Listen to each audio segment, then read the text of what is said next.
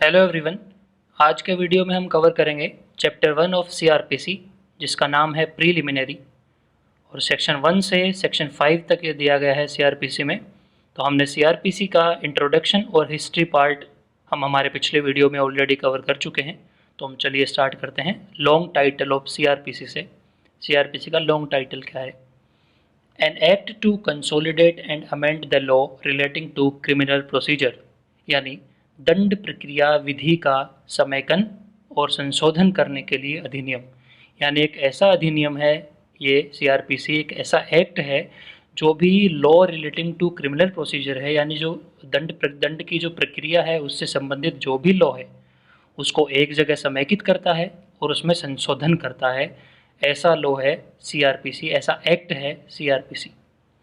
तो हम सेक्शन 1 से हम स्टार्ट करते हैं। सेक्शन 1 है short title, extent and commencement. यानी सीआरपीसी का शॉर्ट टाइटल क्या है, एक्सटेंट कहाँ तक है इसका, कहाँ कहाँ ये फैला हुआ है इंडिया में, और कमेंसमेंट इसका शुरुआत कब हुआ।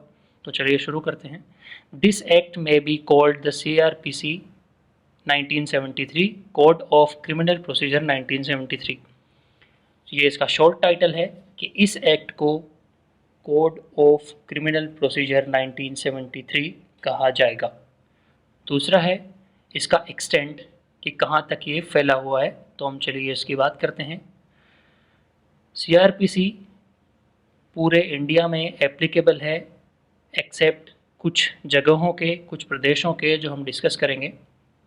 मैं यहाँ पे एक चीज़ मेंशन करना चाहूँगा कि जो 370 के प्रोविजंस में रिसेंटली अमेंडमेंट हुआ है उसके बाद से सीआरपीसी जम्मू एंड कश्मीर में भी एप्लीकेबल है। तो जहाँ पे एप्लीकेबल नहीं है और कहाँ पे इसका एक्सटेंट कितना है और क्या है उसके बारे में हम चर्चा करते हैं।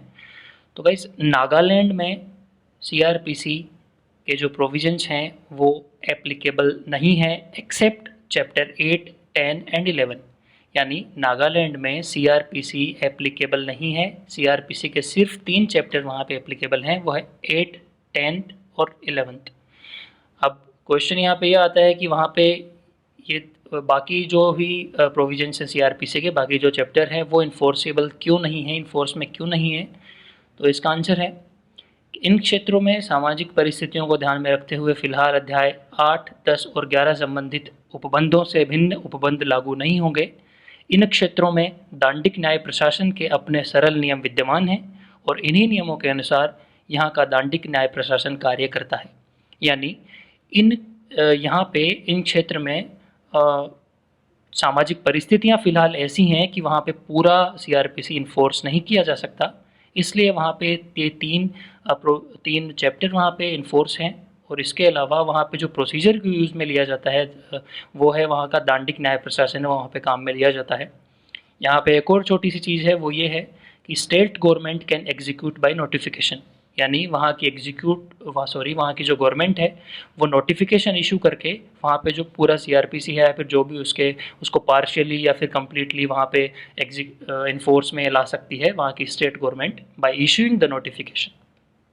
ठीक है, तो हम यहाँ पे एक और चीज़ पढ़ते हैं कि ट्राइबल एरियाज़ कौन से हैं। What is tribal area? यानी ऐसे एरियाज़ जो before 21 January 1972 was tribal area of Assam. यानी जो आसाम के वो एरियाज़ जो 21 जनवरी 1972 से पहले ट्राइबल एरियाज़ थे असम के, उन्हें ट्राइबल एरियाज़ के नाम से जाना जाता है। The state government may apply such provisions और any of them to the whole of part of the state by the notification. जो चीज़ हमने अभी डिस्कस कर चुके हैं वही यहाँ पे फिर से है कि स्टेट गवर्नमेंट नोटिफिकेशन से वहाँ पे इन प्रोविजंस को, सीआरपीसी के प्रोविजंस को अप्लाई कर सकती है, एप्लीकेबल वहाँ पे इन्फोर्स में कर ला सकती है सीआरपीसी के प्रोविजंस को, जो इस समय वहाँ पे एप्लीकेबल नहीं है। तो यहाँ पे ये चीज़ क्लियर हुई कि सीआरपीसी कहाँ कहाँ एप्लीकेबल नहीं है। सीआरपीसी पूरे इंडिया पे एप्लीकेबल है एक्सेप्ट नागालैंड में, जहाँ पे सिर्फ नागालैंड में और ट्राइबल एरियाज़ में सीआरपीसी एप्लीकेबल नहीं है एक्सेप्ट 3 चैप्टर्स जो 8th, 10th और 11th 3 चैप्टर हमने डिस्कस किए हैं वो वहाँ पे इन्फोर्स में हैं, एग्जीक्यूशन में हैं। And next thing is these tribal areas are mentioned in paragraph 20 schedule 6 of the Indian Constitution।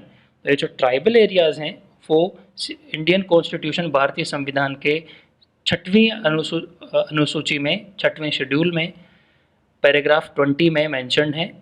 और इन ट्राइबल एरियाज़ में एक इम्पोर्टेंट थिंग है जो आपके सामने है यहाँ पे कि it excludes municipality of Shillong, यानी शिलोंग की म्यूनसिपैलिटी इन ट्राइबल एरियाज़ में नहीं आती है। तो ये जो ट्राइबल एरियाज़ हैं इनमें म्यूनसिपैलिटी ऑफ शिलोंग इंक्लूडेड नहीं है।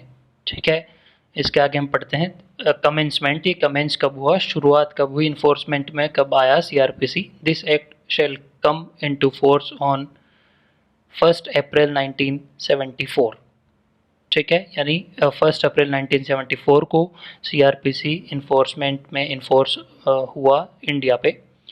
तो ये जो इन्फॉर्मेशन है, शॉर्ट टाइटल, लॉन्ग टाइटल, इसका एक्सटेंट कहाँ तक है, कहाँ का इसका एक्सटेंट नहीं है इंडिया में, और जैसे कि कमेंसमेंट में कब आया, शुरुआत कब हुई, इन्फोर्समेंट में कब आया सीआरपीसी इंडिया में, ये पूरा सेक्शन 1 यहाँ पे डिस्क्राइब करता है जो कंप्लीट हो चुका है। हम सेक्शन 2 की ओर बढ़ते हैं जिसका नाम है डेफिनेशन क्लोज, यानी जो भी इम्पोर्टेंट टर्म्स हैं जो सीआरपीसी में हम जब आगे पढ़ेंगे तो काम आएंगी, उनकी सब की यहाँ पे परिभाषाएं दी हुई हैं जो आपको बैरक में या फिर कहीं पे किसी बुक्स में भी मिल जाएंगी, अवेलेबल हो जाएंगी। सो यहाँ पे सेक्शन 2 सब क्लोज ए से लेके सब क्लोज वाई तक यहाँ पे डेफिनेशंस दी हुई हैं। यहाँ पे आपकी स्क्रीन पे है। 2A में अवेलेबल ऑफेंस है, B में चार्ज है, C में कॉग्निजेबल ऑफेंस है, D में कंप्लेंट है, E में हाई कोर्ट है, F में इंडिया है, G में इंक्वायरी है। ऐसे ही हम आगे चलते हैं। इनमें से जो भी इम्पोर्टेंट डेफिनेशंस हैं वो हम जस्ट इनके बाद में कवर करेंगे। 2H इन्वेस्टिगेशन है, अन्वेषण जिसे कहते हैं। I में जुडिशल प्रोसीडिंग है, न्यायिक कार्यवाही। J local jurisdiction, metropolitan area, non cognizable offence, ऐसे करके वाई तक यहाँ पे दिए हुए हैं। तो आप इनको याद रखिएगा, जुडिशल एग्जामिनेशंस में यहाँ पे पूछे जाते हैं। आगे हम चलते हैं 2V से 2X तक। V में सब डिवीज़न है, W में समन केसेस हैं, समन मामला जिसे कहते हैं, विक्टिम, पीड़ित, वारंट केसेस। यहाँ पे जो इम्पोर्टेंट एक चीज़ है छोटी सी, वो ये है 2Y, जो 2Y बताता है words used herein and not defined but defined in IPC have the meaning respectively assigned to them in the code. इसका मीनिंग ये है कि ऐसे शब्द, ऐसे वर्ड्स जो यहाँ पे यूज़ किए गए हैं सीआरपीसी में, और सीआरपीसी में डिफाइंड नहीं है, उनका डेफिनेशन नहीं दिया गया है, और उन वर्ड्स को आईपीसी में, इंडियन पीनल कोड में डिफाइन किया गया है, तो उन वर्ड्स का मीनिंग वही होगा जो आईपीसी में बताया गया है। तो ये बात यहाँ पे है। और हम जो अब इम्पोर्टेंट कुछ परिभाषाएं हैं, डेफिनेशंस हैं, वो हम यहाँ पे पढ़ते हैं। जैसे 2A बहुत ही इम्पोर्टेंट डेफिनेशन है, वो है बेलेबल ऑफेंस। इसका मीनिंग है an offence which shown as bailable in the first schedule और which is made bailable by any other law for the time being in force. यानी सीआरपीसी के first schedule में जिन जिन ऑफेंसेस को bailable बताया गया है, इन जिन ऑफेंस में बेल दी जा सकती है, ठीक है, या फिर किसी अन्य लॉ में, अन्य विधि में उसको बेलेबल बताया गया है जो इन्फोर्समेंट में है, उन्हें बेलेबल ऑफेंस कहा जाएगा। दूसरा है non bailable offence. Any offense which is other than bailable offense is called non-bailable offense। यानी no specific definition of non-bailable offense is given under CRPC. The definition of bailable offense under section 2A defines that the offense which is not bailable offense is non-bailable offense। इसका meaning यह है कि CRPC में non-bailable offense की कोई भी परिभाषा नहीं दी गई है।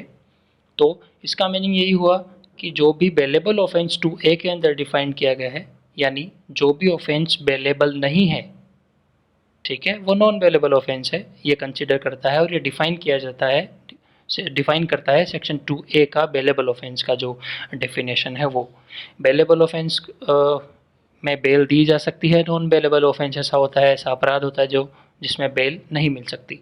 ठीक है, हम आगे बढ़ते हैं। अब यहाँ पे डिफरेंस, बेसिक डिफरेंस हम पढ़ते हैं बेलेबल ऑफेंस में और नॉन बेलेबल ऑफेंस में। ठीक है, पहला डिफरेंस है less serious and simple in nature and non bailable offence is serious in nature. यानी बेलेबल ऑफेंस जो है वो कम संज्ञेय होता है, थोड़ा कम संज्ञेय होता है in compare to non bailable offence, less serious होता है और सिंपल होता है। इसकी प्रकृति सिंपल, ऐसे ऑफेंसेस की जो प्रकृति है, नेचर है, वो सिंपल होता है। नॉन बेलेबल ऑफेंस होते हैं जिनमें बेल नहीं दी जा सकती, वो सीरियस होते हैं, उनका प्रकृति बहुत ही संज्ञेय कैटेगरी में उनको काउंट किया जाता है।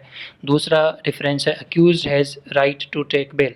यानी बेलेबल ऑफेंस में अक्यूज्ड जो होता है, जिसने ऑफेंस कमिट किया है, उसका राइट होता है, अधिकार होता है बेल लेना, क्योंकि बेलेबल ऑफेंस होता है जो डिस्क्राइब किया गया है शेड्यूल 1 में। और नॉन बेलेबल ऑफेंस है वो डिस्क्रिशन ऑफ कोर्ट होता है इसमें, यानी न्यायालय का विवेकाधिकार होता है नॉन बेलेबल ऑफेंस में कि अक्यूज्ड को बेल दी जाए या नहीं दी जाए। ये कम्प्लीटली डिपेंड होता है डिस्क्रिशन ऑफ कोर्ट पे, न्यायालय के विवेकाधिकार पे। तीसरा डिफरेंस है no need for anticipatory bail. यानी बेलेबल ऑफेंस होता है उसमें अग्रिम जमानत के लिए की ज़रूरत नहीं होती है, क्योंकि ये ऑलरेडी बेलेबल ऑफेंस होता है जिसमें अक्यूज्ड का राइट होता है बेल लेना। ठीक है। और नॉन बेलेबल ऑफेंस में person need to apply for anticipatory bail in non bailable offence. यानी ऐसा ऑफेंस कारित किया गया है, ऐसा ऑफेंस कमिट किया गया है जिसमें बेल नहीं हो सकती। ठीक है। तो पर्सन जो भी अक्यूज होता है उसको अप्लाई करना होता है एंटिसिपेटरी बेल के लिए, अग्रिम जमानत के लिए, ताकि उसको जमानत मिल सके। और ये डिपेंडेंट होता है डिस्क्रिशन ऑफ कोर्ट पे, न्यायालय के विवेकाधिकार पे। चौथा डिफरेंस है no discrimination between man, women and unhealthy person. और नॉन बेलेबल ऑफेंस में है in non bailable offence court considers the facts relating to age of man, women and health issues while giving anticipatory bail. यानी bailable offence में महिला हो या पुरुष हो या फिर अनहेल्दी पर्सन हो जो फिट नहीं हो, उसमें डिस्क्रिमिनेशन नहीं किया जाता है, उनमें कोई भी भेदभाव नहीं किया जाता है। लेकिन जो नॉन बेलेबल ऑफेंस होता है जिनमें बेल नहीं दी जा सकती और न्यायालय का विवेकाधिकार होता है, तो बेल जब एंटिसिपेटरी बेल देने या ना देने का जो भी विवेकाधिकार है, उसमें न्यायालय जो होता है वो कंसिडर करता है उम्र, यानी व्यक्ति की या महिला या पुरुष की उम्र क्या है, कि जो भी अक्यूज्ड है उसके हेल्थ इश्यूज़ उसका अगर कोई हो, तो इन ऐसी चीज़ों को कंसिडर किया जाता है एंटिसिपेटरी बेल देने में। ठीक है। इसके आगे हम बढ़ते हैं 2B में, जो है charge. Formal accusation by court that all formalities to declare an act as offence, it can have more than one heads, यानी sections।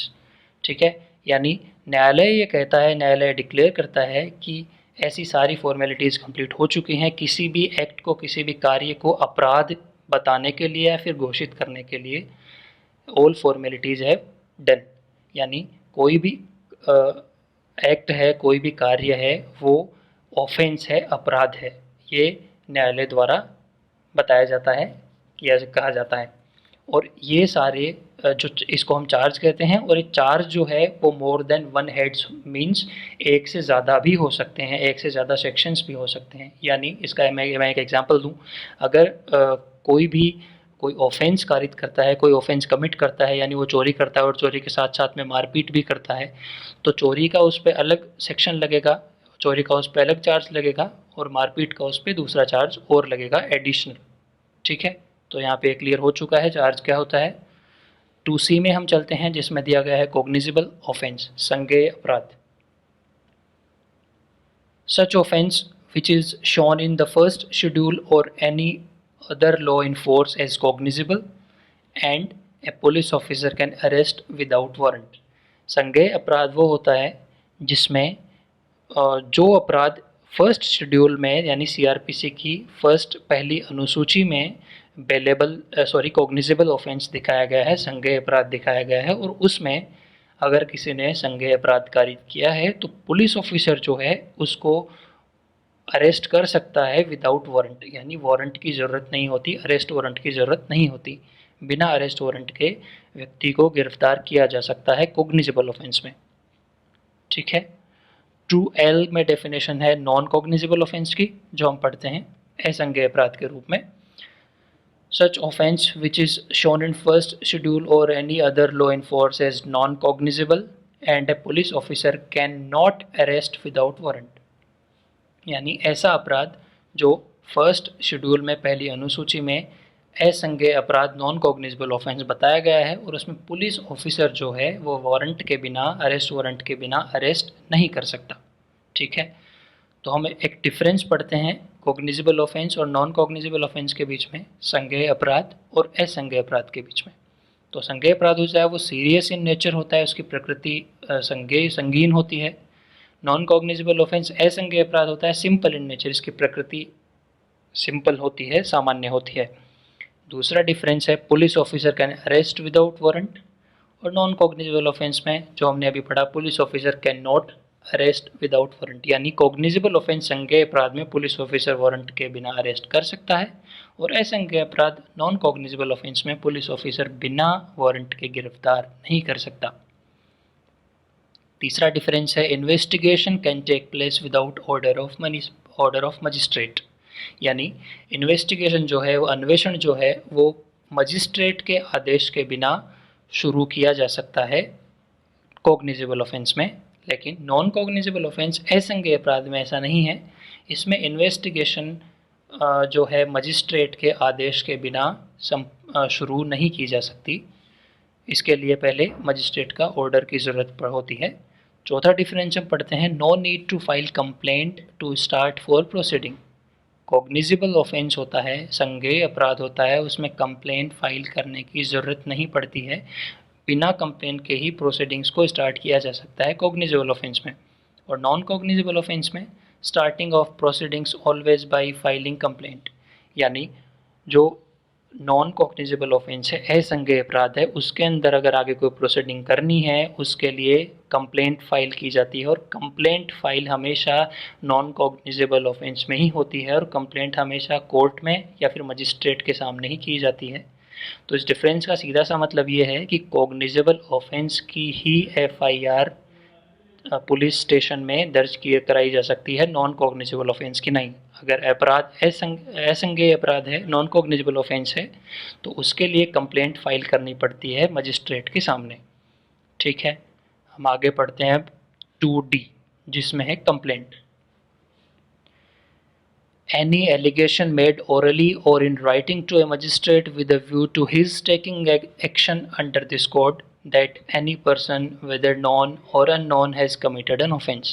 यानी कोई भी आरोप लगाया जाता है, एलिगेशन लगाया जाता है ओरली या फिर राइटिंग में किसी मजिस्ट्रेट के सामने कि उस पर एक्शन लिया जाए कि कोई किसी व्यक्ति ने कोई अपराध कारित किया गया है, चाहे वो नॉन हो या फिर अननोन हो, और ऐसी कंप्लेंट में पुलिस रिपोर्ट इंक्लूडेड नहीं है, it does not include police report, यानी कंप्लेंट में पुलिस रिपोर्ट नहीं कंसिडर किया जाता। सेक्शन 2D का जो एक्सप्लेनेशन है वो इम्पोर्टेंट है, हम उसको पढ़ते हैं। Report by a police officer in a case which discloses after investigation the commission of a non cognizable offence shall be deemed to be a complaint and the police officer by whom such report is made shall be deemed to be the complainant. जैसा कि हमने अभी discuss किया कि FIR सिर्फ cognizable offence की ही police station में करवाई जा सकती है, और अगर नॉन कॉग्निजेबल ऑफेंस है, संज्ञेय अपराध है, उसका कंप्लेंट किया जाता है मजिस्ट्रेट के सामने। यानी पुलिस ऑफिसर द्वारा ऐसी रिपोर्ट, पुलिस रिपोर्ट, इसका एक्सप्लेनेशन का सिंपल सा मीनिंग ये है कि किसी भी पुलिस ऑफिसर ने FIR दर्ज कर ली संज्ञेय अपराध समझ के, कॉग्निजेबल ऑफेंस समझ के, और इन्वेस्टिगेशन में अगर ये पता चलता है कि ये तो असंज्ञेय अपराध था, नॉन कॉग्निजेबल ऑफेंस था, तो वो क्या करेगा कि जब वो पुलिस ऑफिसर रिपोर्ट देगा मजिस्ट्रेट के सामने, चूँकि ये नॉन कॉग्निजेबल ऑफेंस है, असंज्ञेय अपराध है जिसका कंप्लेंट होना चाहिए, तो जब पुलिस ऑफिसर जिसने इन्वेस्टिगेशन किया और उसको जब ये पता चला कि असंज्ञेय अपराध था, तो उसकी रिपोर्ट जब वो मजिस्ट्रेट के सामने लेके आएगा तो वो पुलिस ऑफिसर है उसको कंप्लेनेंट कहा जाएगा, और जो वो रिपोर्ट लाएगा उसे कंप्लेंट कहा जाएगा, क्योंकि ये नॉन कॉग्निजेबल ऑफेंस है। ठीक है, इसके आगे हम बढ़ते हैं, आगे चलते हैं, हम डिफरेंस पढ़ते हैं कंप्लेंट और एफआईआर के बीच में कि कंप्लेंट और एफआईआर के बीच में क्या डिफरेंस है। तो पहला डिफरेंस है complaint always in front of magistrate which we have already discussed, and in FIR always in front of police officials, यानी कंप्लेंट हमेशा मजिस्ट्रेट के सामने होती है और एफआईआर पुलिस स्टेशन में। दूसरा डिफरेंस है after complaint magistrate enquires the matter, चूँकि कंप्लेंट हमेशा मजिस्ट्रेट के सामने होती है तो मजिस्ट्रेट उसमें इंक्वायरी शुरू करेगा, ठीक है। और एफआईआर में पुलिस ऑफिसर्स जो होते हैं, police starts investigation, police investigation अन्वेषण करती है। तीसरा डिफरेंस है complaint can be of cognizable and non cognizable offence. Complaint जो है वो हम संज्ञेय अपराध की भी करवा सकते हैं और असंज्ञेय अपराध की भी करवा सकते हैं मजिस्ट्रेट के सामने, लेकिन एफआईआर में ऐसा नहीं है। FIR can be only of non cognizable offence. असंज्ञेय अपराध अगर है तो ही उसकी एफआईआर होगी, नॉन कॉग्निजेबल कॉग्निजेबल की नहीं, संज्ञेय की नहीं। यानी हम मजिस्ट्रेट के सामने जाके कंप्लेंट करवा सकते हैं, भले वो ऑफेंस कॉग्निजेबल हो चाहे नॉन कॉग्निजेबल हो, संज्ञेय हो चाहे असंज्ञेय हो, लेकिन अगर एफआईआर आपको करवानी है तो उसके लिए नॉन कॉग्निजेबल ऑफेंस का होना कंपलसरी है, ठीक है। चौथा डिफरेंस हम पढ़ते हैं after complaint magistrate can himself inquire और can send police officer for investigation under section 156 sub clause 3 of CrPC. यानी कंप्लेंट के बाद में मजिस्ट्रेट खुद भी मैटर को इंक्वायर कर सकता है और इन्वेस्टिगेशन के लिए किसी पुलिस ऑफिसर को इन्वेस्टिगेशन के लिए भेज सकता है, which is mentioned in section 156 sub clause 3 of CrPC, जो हम जब आगे पढ़ेंगे तो इसके बारे में विस्तार से डिस्कस करेंगे। और एफआईआर में क्या है, on FIR police officer investigates the matter. FIR के बाद में पुलिस ऑफिसर अन्वेषण के लिए जाता है, अन्वेषण पुलिस द्वारा किया जाता है। आगे हम पढ़ते हैं सेक्शन 2E, जिसमें हाई कोर्ट दे रखा है। हाई कोर्ट के डेफिनेशन के अंदर क्या क्या आता है वो हम देखते हैं। हाई कोर्ट के डेफिनेशन के अंदर क्या क्या आता है वो हम देखते हैं, यहाँ पे कवर करेंगे। इन case of any state the high court of that state. किसी स्टेट के राज्य के मामले में वहाँ का हाई कोर्ट जो है वो इसकी डेफिनेशन में आता है। In case of union territory to which the jurisdiction of the high court for a state has been extended by the law that high court. इसका मीनिंग ये है कि अगर कोई यूनियन टेरिटरी है वहाँ पे हाई कोर्ट नहीं है तो उसका जो तो दूसरा किसी राज्य का जो हाई कोर्ट है उसका जुरिस्डिक्शन उस यूनियन टेरिटरी में भी बढ़ा दिया जाता है, जिससे कि उस यूनियन टेरिटरी का हाई कोर्ट भी उसी हाई कोर्ट को कंसिडर किया जाएगा। वहाँ की जो हाई कोर्ट में अपील्स होती हैं, जो भी केस चलेगा यूनियन टेरिटरी का, तो वो उसी हाई कोर्ट में चलेगा जिसका जुरिस्डिक्शन उस यूनियन टेरिटरी में एक्सटेंड किया गया है, फैलाया गया है, ठीक है। In case of any other union territory the highest court of criminal appeal for that territory. यानी किसी यूनियन टेरिटरी के मामले में, किसी अन्य यूनियन टेरिटरी के मामले में वहाँ का हाईएस्ट कोर्ट कंसिडर किया जाता है एज ए हाई कोर्ट, जिसमें क्रिमिनल अपील्स के लिए वो कोर्ट हाईएस्ट हो। यानी उस यूनियन टेरिटरी में अगर हाई कोर्ट नहीं है तो ऐसा कोर्ट जिसमें, ऐसा हाईएस्ट कोर्ट जिसमें क्रिमिनल अपील्स की जाती हैं, उसे as a high court consider किया जाएगा उस यूनियन टेरिटरी के लिए। और यहाँ एक इम्पोर्टेंट बात है, वो ये है it does not include supreme court of India. और ऐसे highest court for criminal appeals में सुप्रीम कोर्ट ऑफ इंडिया को कंसिडर नहीं किया जाता है, ठीक है। अब हम अगला पढ़ते हैं सेक्शन 2 सब क्लॉज WA, जिसमें विक्टिम की डेफिनेशन दी गई है, ठीक है। Such person who has suffered loss or injury by act or omission of accused, it includes guardian and legal here also। यानी हम पीड़ित किसे कहेंगे, विक्टिम किसे कहेंगे, ऐसा व्यक्ति जिसने कोई लॉस, हानि, इंजरी या कोई नुकसान सफ़र किया है, किसी व्यक्ति के साथ को ऐसा लॉस हुआ है, हानि हुई है या फिर उसको कोई क्षति हुई है किसी कार्य के द्वारा, किसी अन्य व्यक्ति के किसी एक्ट के द्वारा या ओमिशन के द्वारा, कार्य या फिर लोप के द्वारा। यानी कोई भी व्यक्ति अगर कोई लॉस या इंजरी सफ़र करता है, किसी भी व्यक्ति को कोई हानि या फिर इंजरी होती है किसी दूसरे व्यक्ति के कार्य के द्वारा या फिर लोप के द्वारा, तो उसे, वो व्यक्ति जिसने वो लॉस और इंजरी सफ़र किया है उसे वो विक्टिम कहते हैं, पीड़ित कहते हैं। और इस विक्टिम के डेफिनेशन में गार्जियंस एंड लीगल हेयर्स भी इंक्लूडेड हैं। यानी इसका मीनिंग ये है कि अगर जैसे मान लीजिए किसी का मर्डर हो गया, तो वो विक्टिम हुआ जिसका मर्डर हुआ, तो उसके लिए क्लेम वगैरह केस वगैरह फाइल कौन करेगा, किसको एज ए विक्टिम कंसिडर किया जाएगा, तो उसमें गार्जियंस भी इंक्लूडेड हैं, लीगल हेयर्स भी इंक्लूडेड हैं। ठीक है, आगे बढ़ते हैं। सेक्शन 2H में जो इन्वेस्टिगेशन दी हुई है, इन्वेस्टिगेशन को का जो डेफिनेशन है वो क्या है, चलिए हम पढ़ते हैं। All the proceedings under this code for the collection of evidence conducted by a police officer or by any person other than a magistrate who is authorized by a magistrate in this behalf। यानी ऐसी सारी proceedings, ऐसी सारी प्रक्रियाएं इस code में जो सबूत के कलेक्शन के लिए काम में ली जाती हैं, सबूत के कलेक्शन के लिए कंडक्ट की जाती हैं पुलिस ऑफिसर के द्वारा या फिर किसी अन्य व्यक्ति के द्वारा जो मजिस्ट्रेट के द्वारा ऑथराइज्ड है, प्राधिकृत है। ठीक है, यानी सिंपल सा मीनिंग इन्वेस्टिगेशन का, अन्वेषण का ये है कि ऐसी सारी प्रक्रियाएं जिनका सबूत इकट्ठा करने में, जिनको यूज़ में लिया जाता है किसी व्यक्ति के द्वारा जो किसी मजिस्ट्रेट के द्वारा ऑथराइज्ड होता है या फिर पुलिस ऑफिसर के द्वारा, उसे उन सारी प्रक्रिया को इन्वेस्टिगेशन कहते हैं, अन्वेषण कहते हैं। सेक्शन 2G की तरफ चलते हैं जिसमें इंक्वायरी है। इंक्वायरी क्या होता है, चलिए देखते हैं। Every inquiry other than a trial conducted under this code by a magistrate of court. यानी inquiry other than a trial, यानी ट्रायल के अलावा जो प्रोसीडिंग है जो कोर्ट में होती है या ट्रायल से पहले, उसे इंक्वायरी कहते हैं। Conducted under this code by a magistrate और कोर्ट, मजिस्ट्रेट के द्वारा या फिर किसी कोर्ट के द्वारा इसको संपन्न किया जाता है। ठीक है, उसे हम इंक्वायरी कहते हैं।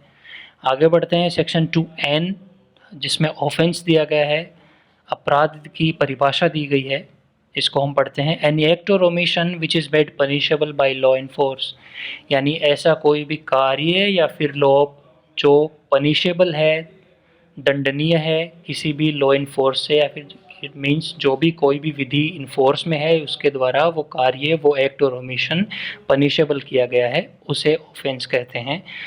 ठीक है, आगे बढ़ते हैं। हम एक बेसिक डिफरेंस पढ़ते हैं इन्वेस्टिगेशन, इंक्वायरी एंड ट्रायल के बीच में, कि क्या इन तीनों के बीच में डिफरेंस है। चलिए हम डिफरेंस पढ़ते हैं यहाँ पे।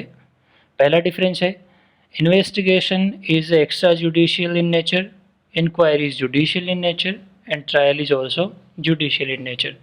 यानी इन्वेस्टिगेशन है वो एक्स्ट्रा जुडिशियल है, यानी इसकी प्रकृति है एक्स्ट्रा जुडिशियल। एक्स्ट्रा जुडिशियल जो होता है कि ऐसी जो प्रोसीडिंग्स जो होती हैं जो कोर्ट के बाहर होती हैं उन्हें एक्स्ट्रा जुडिशियल कहा जाता है, और जो कोर्ट के अंदर होती हैं वो जुडिशियल इन नेचर होती हैं।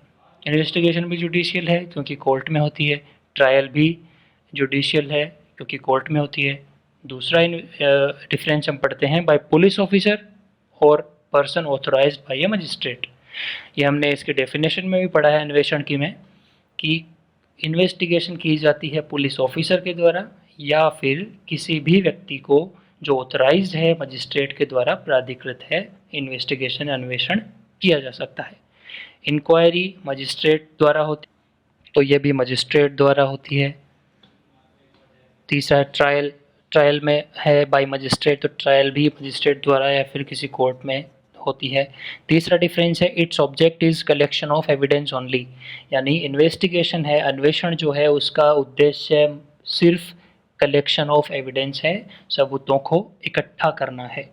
इंक्वायरी है to see whether prima facie matter made out और नॉट। इंक्वायरी जो है वो ट्रायल से पहले का प्रोसेस है जिसमें सिर्फ ये देखा जाता है प्रथम दृष्टया कि कोई मैटर बनता है या नहीं जिसे ट्रायल किया जा सके, आगे ट्रायल में लाया जा सके। और ट्रायल में होता है डिटर्मिनेशन ऑफ क्रिमिनल लाइबिलिटी। अगर प्रिमा फेसी मैटर सामने आता है तो डिटर्मिनेशन होता है क्रिमिनल लाइबिलिटी का, कि क्राइम इसमें क्या है, उसका डिटर्मिनेशन किया जाता है ट्रायल में, जो प्रोसीडिंग होती है उसमें।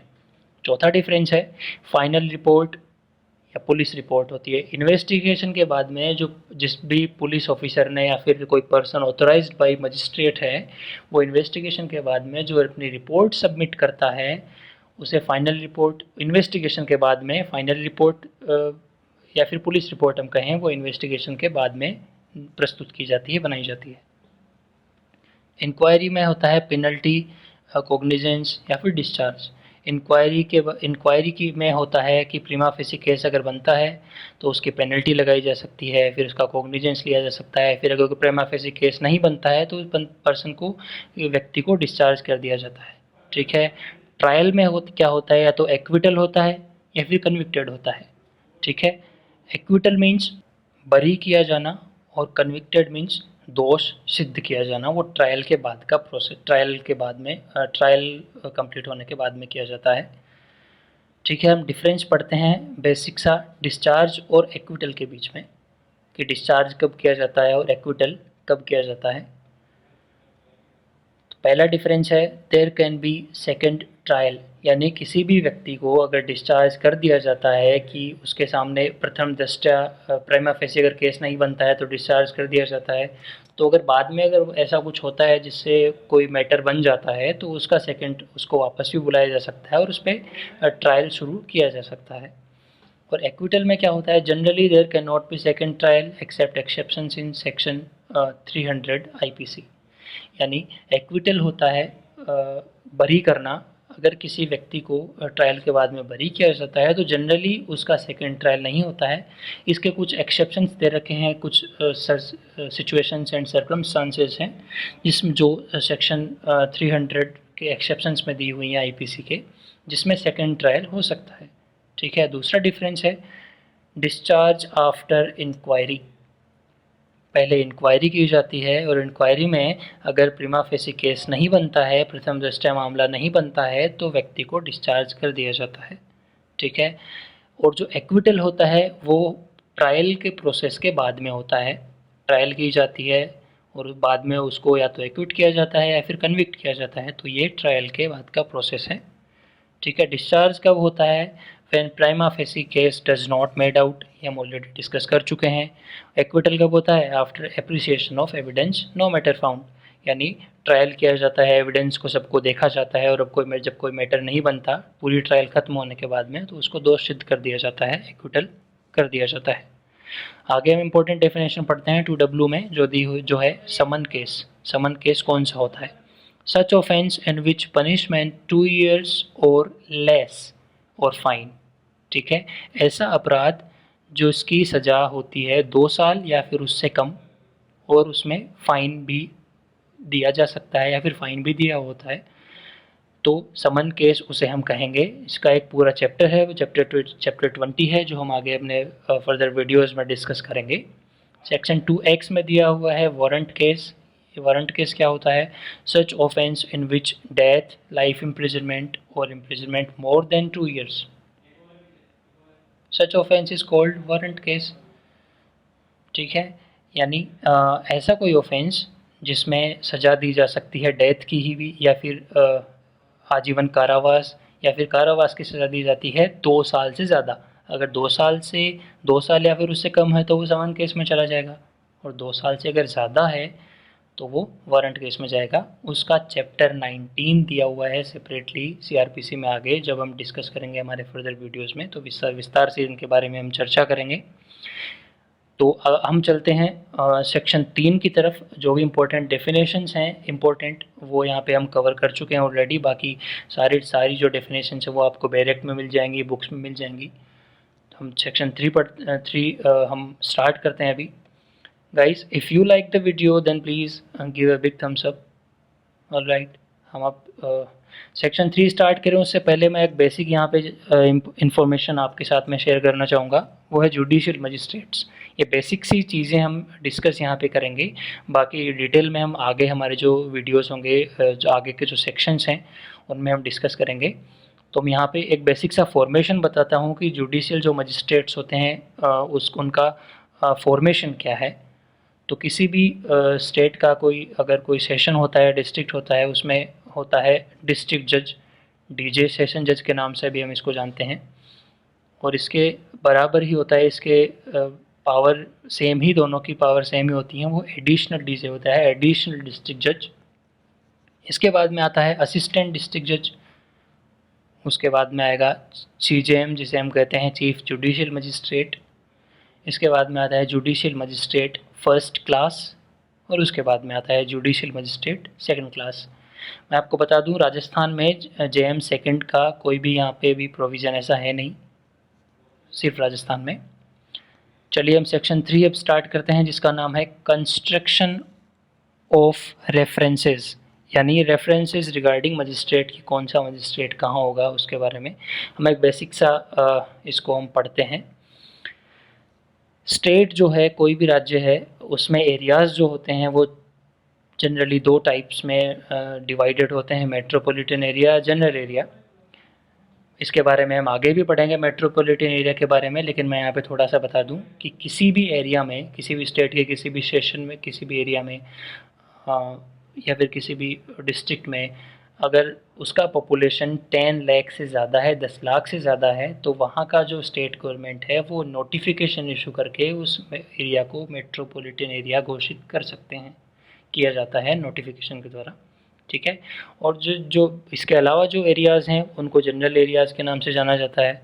तो जो मेट्रोपॉलिटन एरिया है उसमें मेट्रोपॉलिटन मजिस्ट्रेट होता है और जनरल एरियाज़ में जुडिशियल मजिस्ट्रेट होता है, ठीक है। जो हमने अभी सीजेएम पढ़ा था अभी जस्ट इससे पहले हमने, तो उसके लेवल का जो मजिस्ट्रेट होता है मेट्रोपॉलिटन एरिया में उसे चीफ मेट्रोपॉलिटन मजिस्ट्रेट के नाम से जाना जाता है, सीएमएम के नाम से। और जनरल एरिया में सीजेएम होता है, चीफ जुडिशियल मजिस्ट्रेट। अगर हम ओल्ड टाइम की बात करें कि पहले क्या होता था, तो हम पढ़ते हैं जो आज judicial magistrate of first class होता है, पहले भी judicial magistrate of first class ही। आज जो जुडिशियल मजिस्ट्रेट फर्स्ट क्लास होता है वो पहले भी ओल्ड टाइम में भी जुडिशियल मजिस्ट्रेट फर्स्ट क्लास के नाम से ही जाना जाता था। और आज जो जुडिशियल मजिस्ट्रेट जेएम 2 है, जेएम सेकंड है, पहले ओल्ड टाइम में जेएम 2 और जेएम थर्ड भी होता था, जेएम सेकंड, फर्स्ट, सेकंड और थर्ड 3 होते थे, लेकिन आज जेएम थर्ड है, वैसे वो कोई प्रोविज़न अभी है नहीं, तो यहाँ पे सिर्फ जेएम 2 ही है, ठीक है। प्रेसिडेंसी मजिस्ट्रेट जो आज मेट्रोपॉलिटन मजिस्ट्रेट के नाम से जाना जाता है वो पहले प्रेसिडेंसी मजिस्ट्रेट के नाम से जाना जाता है। हमने हमारे इंट्रोडक्शन पार्ट में हिस्ट्री के सीआरपीसी का जो हिस्ट्री का पार्ट हमने कवर किया था उसमें हमने प्रेसिडेंसी टाउन के बारे में चर्चा की थी। वहाँ पे प्रेसिडेंसी मजिस्ट्रेट जो आज मेट्रोपॉलिटन मजिस्ट्रेट है उसे प्रेसिडेंसी मजिस्ट्रेट के नाम से जाना जाता था। और जो आज सीएमएम की हमने जो चर्चा की थी अभी, चीफ मेट्रोपॉलिटन मजिस्ट्रेट, वो पहले चीफ प्रेसिडेंसी मजिस्ट्रेट के नाम से जाना जाता था। तो हम पढ़ते हैं, बेसिक से हम चर्चा करते हैं कि जुडिशियल मजिस्ट्रेट्स का बेसिक काम क्या होता है और जो एग्जीक्यूटिव मजिस्ट्रेट्स होते हैं उनका बेसिक काम क्या होता है। तो हम चलिए डिस्कस करते हैं जुडिशियल मजिस्ट्रेट्स के बारे में। which involves appreciation of shifting of evidence or the formulation of any decision which exposes any person to any punishment or penalty or detention in custody pending investigation, inquiry or trial would have the effect of sending him for a trial before any court. They shall subject to the provisions of this code by be exercisable by judicial magistrates। यानी जो भी punitive law है, यानी किसी भी अपराध के कारित होने के बाद में जो भी प्रोसीडिंग्स की जाती हैं, एविडेंस से संबंधित, बेल से संबंधित, पेनल्टी, पनिशमेंट वगैरह से संबंधित अपराध कारित होने के बाद में, ये सभी सारी चीज़ें एक्सरसाइजेबल होती हैं जुडिशियल मजिस्ट्रेट्स के द्वारा। चलिए हम अब एग्जीक्यूटिव मजिस्ट्रेट्स के बारे में चर्चा करते हैं, बेसिक सी। विच आर एडमिनिस्ट्रेटिव और executive in nature, such as the granting of license, the suspension or cancellation of a license, sanctioning a prosecution or withdrawing from a prosecution, they shall subject as aforesaid be exercisable by and executive magistrates। यानी ये इनका जो nature होता है वो executive होता है, administrative होता है, और इनका जो बेसिक काम होता है वो लाइसेंस इशू करना, सस्पेंशन और कैंसिलेशन करना, और जो प्रिवेंटिव लॉ है उसको इन्फोर्स करने में भी इनका कार्य होता है एग्जीक्यूटिव मजिस्ट्रेट्स का। यानी अगर कोई ऑफेंस, कोई भी अगर सस्पेक्ट होता है, जो अगर कोई अपराध कारित करने वाला होता है, तो उससे अगर बॉन्ड वगैरह लिया जाता है, इन चीज़ों से संबंधित कार्य एग्जीक्यूटिव मजिस्ट्रेट्स के द्वारा किए जाते हैं। तो यहाँ पे हमारा सेक्शन 3 जो है रेफरेंसेस का वो यहाँ पे कंप्लीट हो चुका है। तो हम सेक्शन 4 हम यहाँ पे पढ़ते हैं। सेक्शन 4 है all offences under the Indian Penal Code shall be investigated, inquired into, tried and otherwise dealt with according to the provisions hereinafter contained। यानी आईपीसी में जो भी ऑफेंसेस दिए गए हैं वो सारे ऑफेंस की इंक्वायरी होगी, इन्वेस्टिगेशन होगी और उनका जो ट्रायल होगा वो सीआरपीसी के प्रोविजंस के अकॉर्डिंग, प्रोसीजर जो सीआरपीसी में बताया गया है उसके अकॉर्डिंग ही होगा। सब क्लॉज 2 में हम चलते हैं, वो है all offences under any other law shall be investigated, inquired into, tried and otherwise dealt with according to the same provisions but subject to any enactment for the time being in force regulating the manner or of place of investigating, inquiring into, trying or otherwise dealing with such offences। यानी अगर कोई special law है, ठीक है, किसी special area में वो applicable enforce में है, तो वहाँ पे सीआरपीसी उस स्पेशल प्रोविजंस के, उस स्पेशल इनेक्टमेंट के अंडर काम करेगा। यानी जहाँ पे उस स्पेशल लॉ में कोई प्रोविजंस दे रखे हैं उनको यूज़ किया जाएगा वहाँ पे, और जहाँ पे वो ऐसी कोई जगह है या फिर ऐसा कोई टाइम है जहाँ पे उस स्पेशल लॉ में कोई प्रोविज़न नहीं है तो वहाँ पे सीआरपीसी के जो भी प्रोविजंस हैं प्रोसीडिंग, क्रिमिनल प्रोसीडिंग में, उनको यूज़ किया जाएगा। ठीक है, तो इसका बेसिक सा मीनिंग, सिंपल सा मीनिंग यही है कि अगर कहीं पे कोई स्पेशल लॉ है, ठीक है, तो वहाँ पे सीआरपीसी काम करेगा उसके अंडर रहते हुए। ठीक है, बहुत बेसिक सी चीज़ है, यहाँ पे क्लियर हो गई है। सेक्शन 5 हम यहाँ पे पढ़ते हैं। Nothing content in this code shall in the absence of a specific provision to that contrary affect any special or local law for the time being in force or any special jurisdiction or power conferred or any special form of procedure prescribed by any other law for the time being in force। यानी कोई भी कहीं पे अगर कोई local law या फिर special law है वहाँ पे सीआरपीसी एप्लीकेबल नहीं होगी, वहाँ पे वो लोकल और स्पेशल लॉ काम करेगा। और इसके अलावा not apply where special power और जुरिसडिक्शन इज़ कन्फर्ड, यानी जहाँ कहीं पे भी अगर कोई स्पेशल पावर है या फिर कोई क्षेत्राधिकार है वहाँ पे वही स्पेशल पावर और क्षेत्राधिकार से संबंधित प्रोविज़न यूज़ किए जाएंगे, सीआरपीसी के नहीं। इसको हम एक एग्जांपल से समझते हैं। SC/ST एक्ट स्पेशल कोर्ट, यानी जहाँ जैसे जो SC और ST एक्ट है वो जो जहाँ कहीं पे एप्लीकेबल है या फिर अगर कोई ऐसा कोई मामला होता है जिसको डील किया जाएगा अकॉर्डिंग टू SC/ST एक्ट, तो वहाँ तो हमारा चैप्टर 1 जो है सीआरपीसी का सेक्शन 1 से 5 तक वो हमारा कंप्लीट हो चुका है। और इसका जो अगला वीडियो होगा गाइस उसमें आपको ऑब्जेक्टिव टाइप क्वेश्चन पेपर्स मिलेंगे जिसको सॉल्व करें आप। ऑलराइट गाइस, दोस्तों हमारे चैनल को सब्सक्राइब करें, बेल आइकन पर क्लिक करें सभी अपडेट्स के लिए। अब हम मिलते हैं हमारे नेक्स्ट वीडियो में, तब तक के लिए stay tuned. Thanks for watching.